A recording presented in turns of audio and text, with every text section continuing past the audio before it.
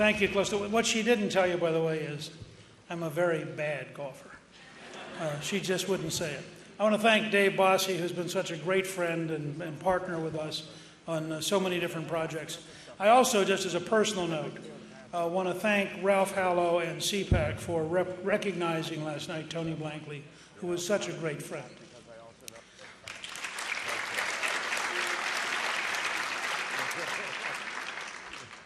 And I want to thank the new 2012 volunteers who have been here working and have made such a difference. We are a people-based campaign, and our volunteers are really important. You know,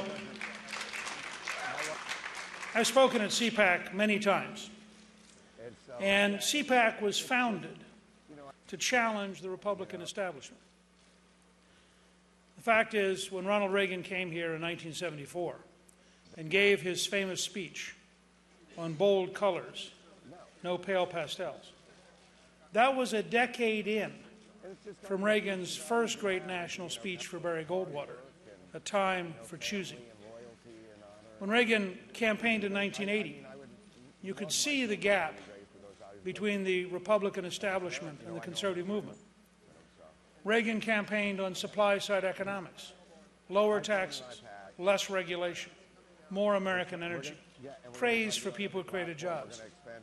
The establishment called it voodoo economics. The GOP establishment has a single word they use with contempt for conservative ideas. They say they're unrealistic. So creating 16 million jobs under Reagan, unrealistic.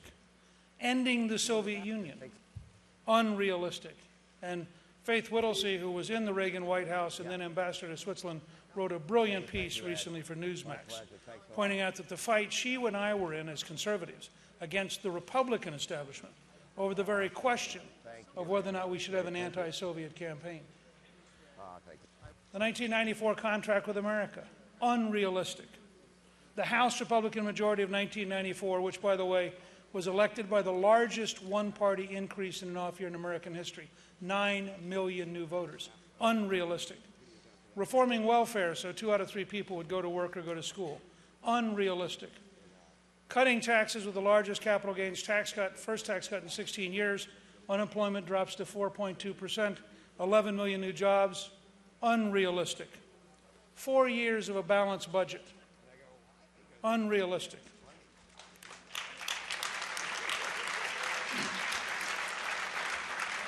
For the Republican establishment, managing the decay is preferable to changing the trajectory, because changing the trajectory requires real fights and requires a real willingness to roll up sleeves and to actually take on the left. And that's why the Republican establishment, whether it's in 1996 or in 2008, can't win a presidential campaign because they don't have the toughness, they don't have the commitment, and they don't have the philosophy necessary to build a majority in this country.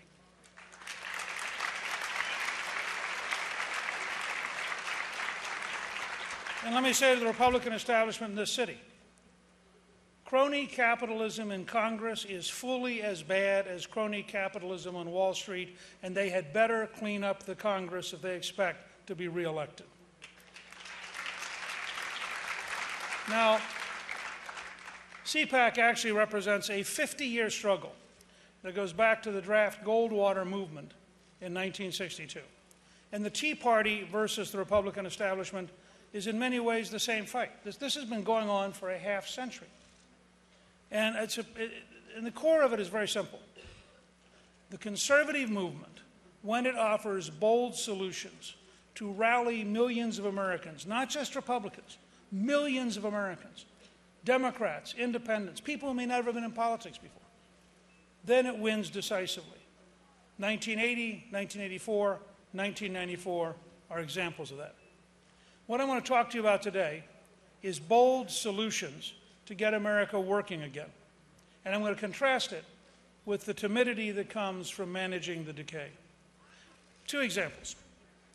We won the Second World War from December 7th, 1941 to August 1945.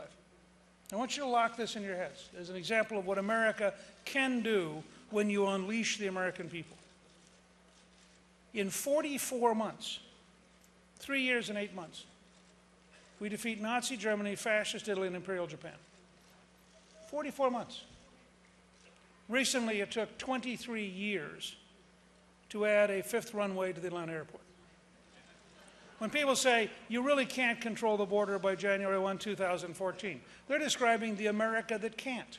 That's the establishment's America, tied up in bureaucracy, tied up in red tape, tied up in incompetence, tied up in interest groups.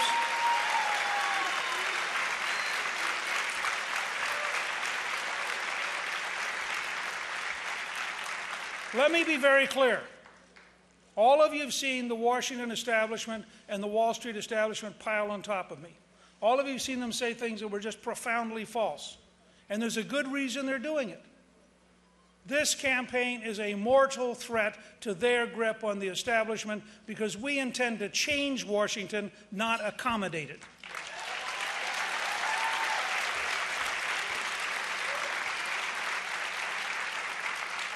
So let's take the speed, the toughness, the emphasis of the Second World War, and let's take something which should make all of us optimistic. There is a world that works. Most of it, but not all of it, is in the private sector. And there's a world that fails. Most of it, but not all of it, is in the public sector. I'll give you one single example. How many of you have ever gone online to check a package at UPS or FedEx? Raise your hand if you've ever checked for a package, okay?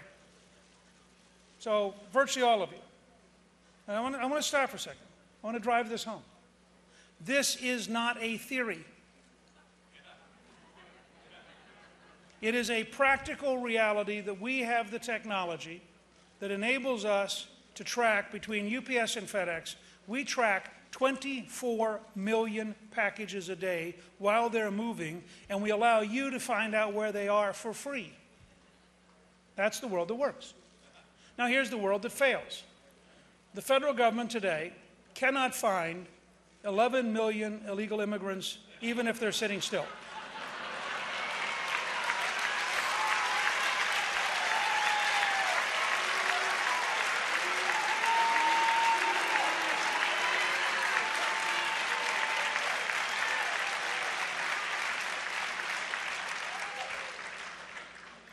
Now, I have a simple proposal.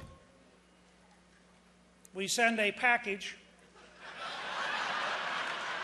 to everyone who's here illegally, and when it's delivered, we pull it up on a computer. We know where they are. Let me say for my friends in the news media that that was hyperbole and we don't need a fact check.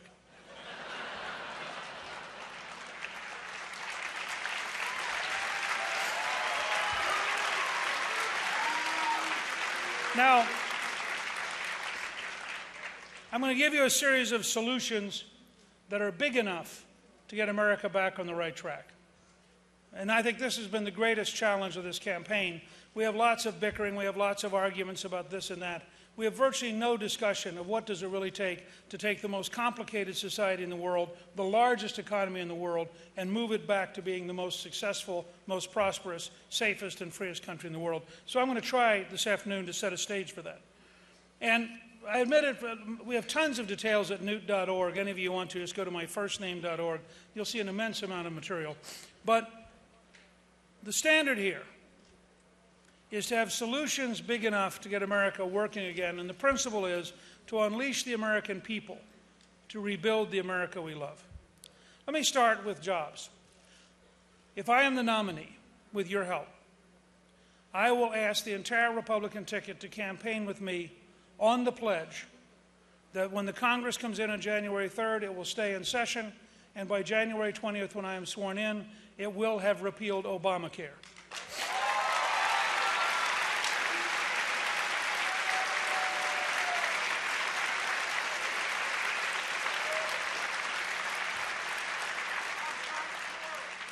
It will have repealed Dodd-Frank.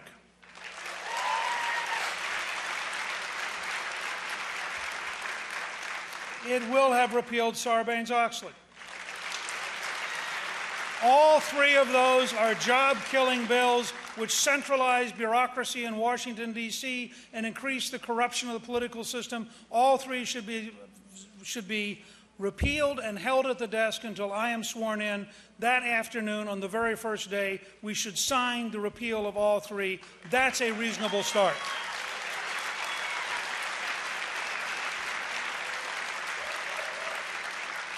Two hours after the inaugural address. That was just the hors d'oeuvre. We haven't gotten around to serious work yet. 2 hours after the inaugural address, I will begin signing executive orders and presidential findings. All of them will have been published by October 1st. The country will know precisely what this campaign is about. The very first executive order will abolish all of the White House czars as of that moment.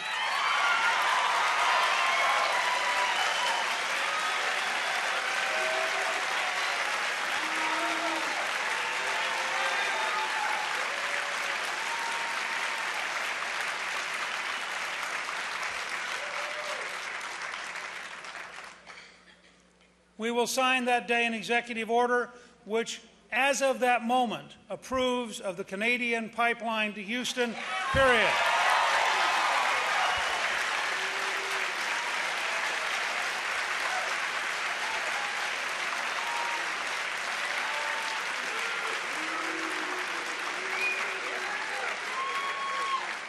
My message to Prime Minister Harper and the Canadian government is simple. You do not need a partnership with the Chinese. Give the American people a few months. When we beat Obama on election night, you can start buying equipment because we will approve it on January 20th.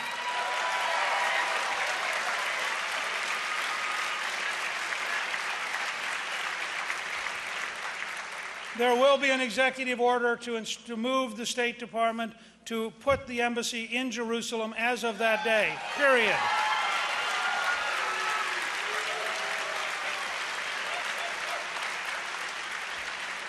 We will, that day, reinstate Ronald Reagan's Mexico City policy, no money for abortion overseas, period.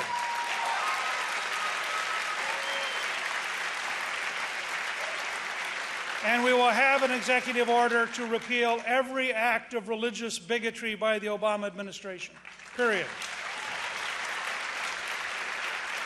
My goal, with your help, is that by the time President Obama lands in Chicago, we will have repudiated at least 40% of his government on the opening day.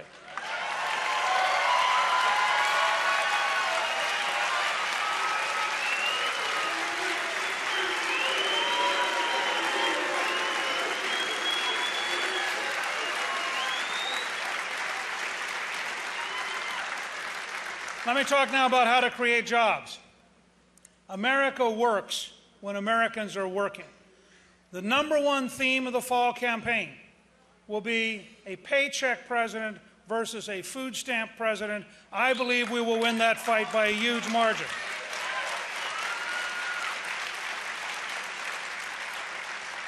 I worked with President Reagan, and in his 8 years we created 16 million jobs. I worked with President Clinton, and in those 4 years, we created 11 million jobs and got down to 4.2% unemployment. So how do you do it? Really serious change, and I have only one measurement for what I'm about to tell you. So I want the establishment to understand up front, this is not about fairness. This is not about being revenue neutral. This is about maximizing economic growth to put Americans back to work and to create the most dynamic economy on the planet and to rebuild our manufacturing base so we pull away from China and become once again the dominant country on the planet in economic terms. So how do you do that? First, you eliminate the capital gains tax, so it's zero capital gains for all investments in the United States. Second, you go to 100% expensing, so all new equipment at every level, farmer, factory, doctor, business, all of it gets written off in 1 year. The goal is to make the American system the most modern, most productive in the world.